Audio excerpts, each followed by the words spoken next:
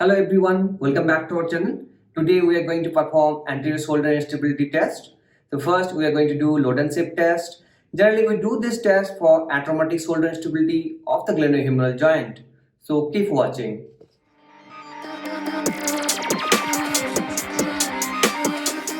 Now we are going to perform load and shift test. Purpose of this test to find out atraumatic shoulder instability of the glenohumeral joint. So patient should be in sitting position but without taking any back support. While doing this test, position is very important. If we are doing this in a wrong position or slouched position, it can give us a negative result. So what do we have to do? We have to tell the patient, make your back straight, the earlobe and the tip of the acromioclavicular joint and the highest position of the iliac crest, it should be in one line. If patient is slouching or bending little bit or shoulder blade is going to protracted, that can lead to head of the humerus little bit anteriorly on the glenoid. So that will reduce the subacromial space. So patient should be in sitting position. Normal back support should not we have to use and muscles should be relaxed as much as you can. Relax. Now we have to grab the shoulder girdle. All the fingers should be on top of the clavicle and thumb should be on the spinous process of the scapula and we have to stabilize this one. Then other hand, here we are placing my right hand on the head of the humerus. While holding this, if patient is complaining there is some pain anteriorly or posteriorly, that means there is some pathology that we have to figure it out.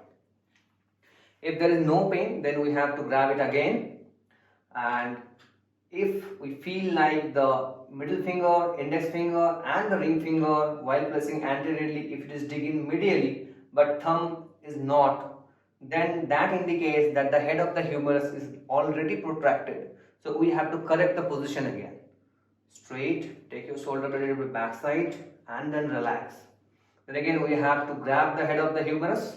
Both the index, middle and ring fingers should be anteriorly, and then it will dig in medially automatically, thumb also posteriorly and dig in posteriorly.